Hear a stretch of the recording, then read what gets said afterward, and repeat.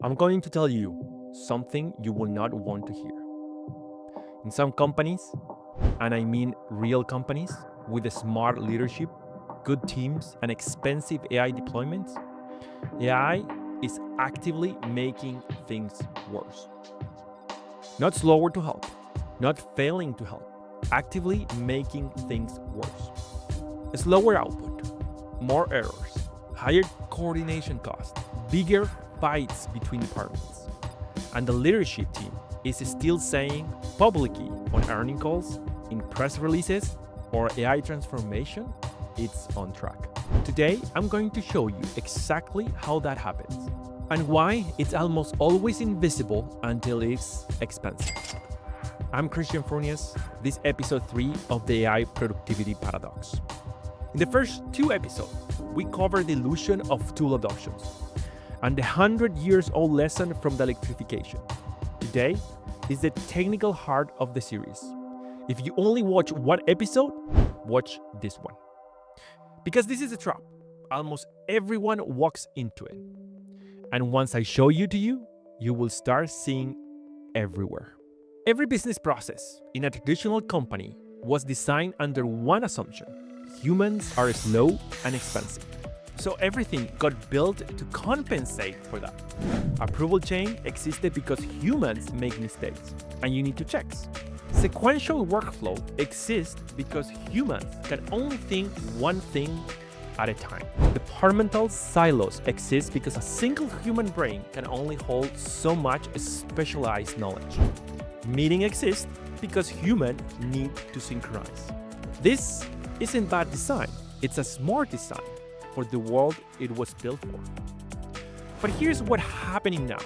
Leaders take that architecture, the approval chain, the silos, the meeting cadence, the hands-off, and they bolt AI onto individual type inside it. Buying team use AI to write proposal faster. Project manager use AI to generate daily reports. Finance use AI to reconcile invoices. HR use AI to write job descriptions. Each of those is faster than it was before. Every single one. So productivity must be going up, right? Not necessarily. Because what you have done is accelerate the individual step of a process that was designed around human bottlenecks. The handoff didn't change. The approval chain didn't change. The sequential logic didn't change. You just made each step faster, which means you arrive at the next bottleneck faster. And the bottleneck, which was fine when everything around it was slow, now becomes a massive queue. I mentioned US Berkeley in episode 1. I want to go back to that study because this is where it gets vivid. Haas School of Business Research spent 8 months embedded inside a 200-person technology company, a company that was fully bought on AI. Every team had access. Every employee was using it daily. They were expecting to document a productivity revolution. What they documented instead was work intensification. 3 specific mechanisms. I want you to hear them all. 1. Scope expansion. Employees started taking on tasks that used to belong to other roles, or that simply wouldn't have been attempted, because AI made it feel easy to start something. People just started more things, more open threads, more ambiguous ownership. 2. Work Seepage. Because AI removed the friction of starting a task, work bled into every pause, lunch, evening, the 5 minutes before a meeting. The researchers said, and I'm quoting, employees work at a faster pace, took on a broader scope of tasks, and extended work into more hours of the day, often without being asked to do so. And 3, parallel processing. People kept multiple AI threads alive simultaneously, running a report generation in one window, drafting an email in another one, summarizing a document in a third, constant motion, never fully on any single thing. Now, ask yourself, what that produce at the company level? More activity, more started projects, more half-finished threads, more context switching, more hands-off, because when one person starts 10 things, 10 other people have to follow up. Productivity, unclear. Work in progress, exploding. Coordination costs, through the roof. This is what happens when you put AI inside an unchanged process. It amplifies whatever shape the process already has. If the process was inefficient, AI makes the inefficient faster and more prolific. Let me make this concrete. I've worked with construction companies. The situation is almost universal. Here's a typical example. A general contractor doing around $20 million in annual revenue. They buy an AI tool that helps their estimator generate bids faster. Beautiful. The estimator goes from 1 bid a day to 5. Great news, right? 6 weeks later, the company is in worse shape than ever. Because the 5 bids a day estimator is now chipping bids in a project management team that wasn't sized for 5 times the volume. The project managers are now drowning in income contracts. They stop reviewing bids carefully.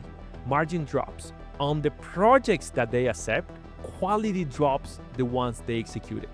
The finance team can't keep up with the invoice cycle. The owner thinking the bidding team is killing it, the bidding team is killing it individually, but the company is bleeding. This is the iceberg. At the surface, you see a faster estimator. And under the water, you see every downstream function collapsing under load. And here's the cruelest part. The leadership team, looking at the bidding dashboard, thinking AI is working, the dashboard shows it's working. The problem? It's one layer deeper, invisible from the tool. This is the thesis of this episode, and the single most important idea in this entire series. AI should not be added to the process. Process must be rebuilt, assuming AI is a core collaborator. Let me say that one more way, because it matters. If you drop AI into a process, you amplify the process, broken parts and all. If you redesign a process assuming AI is part of the workflow from the start, you get transformation. There is a phrase I use with every client. If you implement AI in a broken process, you get a broken process faster. That's not a joke. That's what you see Berkeley documented. That's what I see every week. That's what's happening inside companies that are at this very moment writing AI investment memos to their boards. Which brings us to the obvious follow-up question. If the issue is process redesign, how do you see what needs redesign? You can redesign what you can diagnose. And most leaders, if you ask them right now, could not point to the specific process in their company where AI is silently making things worse. There is something few companies realize about where AI ROI actually hides.